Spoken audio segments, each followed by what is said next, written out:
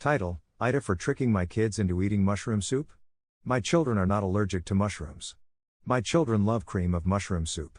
My kids hate the texture of mushrooms. When my wife uses canned mushroom soup in a recipe, she will strain out the mushrooms for the kids. However, when I use mushroom soup in a recipe, I run it through the blender. The pieces are so little that they have no texture. The kids don't complain about it and I don't waste time. My wife seems to think that I'm being an asshole because I'm trucking them into eating something they have been very clear about not liking. I asked if she would rather eat a fistful of raw flour or a slice of bread. Preparation makes a difference. I think we are both trying to make sure that the kids eat a good meal, we just go about it different ways. Comment: my son at age 8 came to me to say he hated mushrooms and then asked me to make his favorite dinner, chicken and mushroom skillet casserole. Think green bean casserole with chicken and rice. I made it like normal, adding in a jar of mushrooms. He was eating and grabbed a hunk of mushroom and said he loved that part the best and asked what it was. I told him it was a mushroom. He thought for a moment and said, "I guess I like mushrooms." We then talked about the different mushrooms there were.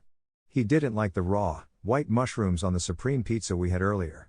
Lesson learned for him about generalizing dislikes. He still doesn't like fish. Comment: they like mushrooms enough that they eat mushroom soup. They just don't like the texture of the cooked mushrooms, so you change the texture. How is that tricking? I don't like soft-boiled eggs. So I cook it for longer so I don't have a runny egg. Simple.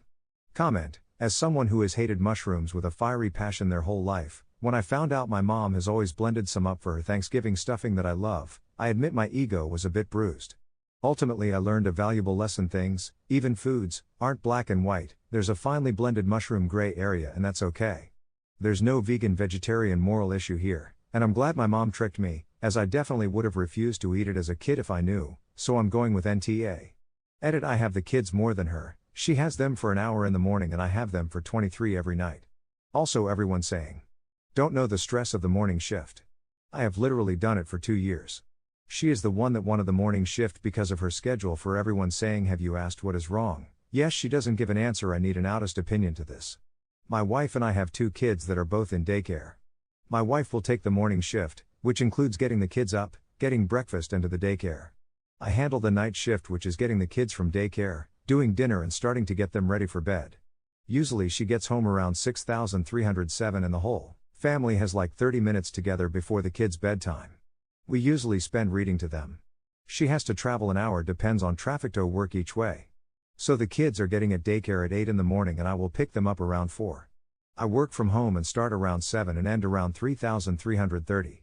The issue is around breakfast. We agreed that I would make dinner each night and she does breakfast. She already makes food for the kids, so it's literally just making an extra one of what she is already making. For the past month she will either not make it at all for me, not tell me that it is done. I have asked her to just give a general time, but she keeps switching up the schedule. One day they are eating at 7 in the morning and then getting dressed. Other days she is giving them toast before getting into the car. I have talked to her multiple times and explained that it is not considerate. We got into an argument and she told me I am home, so just make my own food. I explained I may be home but I am doing my job. Yesterday she didn't make anything and I had enough. She came home and I didn't make her anything for dinner. When asked, I told her she is home and can make her own food. This started a huge argument and she called me a jerk.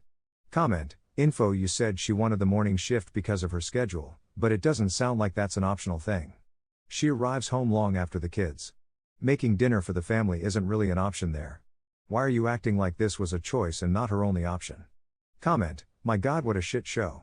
First of all, I'm a father of 2 who also WFH for a while and now has a wife who WFH while I'm full-time in office.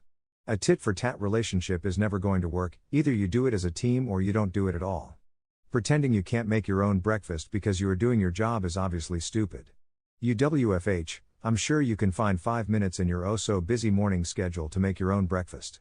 You're conveniently ignoring her commute and the time pressure she is under in the morning while you're not in the evening. You WFH, you can do a little more. Just like my wife who WFH does a little more now, and just how I did a little more when I WFH, because my life was a lot less stressful without the commute and constant time pressure.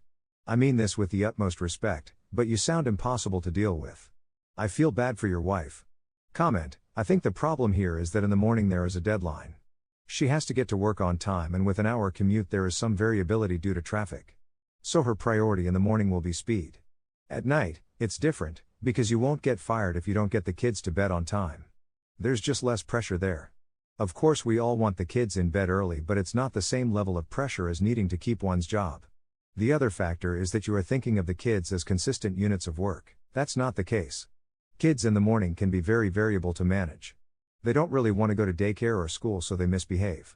So you can't just say, wake up at 7, make breakfast at 7:25, leave house by 8 a.m. because the children don't agree. One day you give them breakfast at 7:25 and you leave by 8 a.m. Another day, you give them breakfast at 7:25 and you are still chasing them around the house trying to make them sit still and put their shoes on at 8 a.m. Again, it's different at night because, if they don't put on their pajamas, all that happens is you have a little less time to Netflix and chill.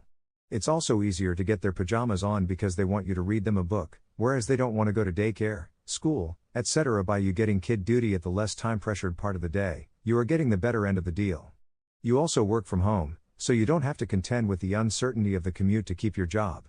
By the same token, if she has an hour commute in each direction, while you work from home, and you each do 8.5 hours of paid work each day, then your total work day is 8.5 hours, whereas hers is 10.5 hours.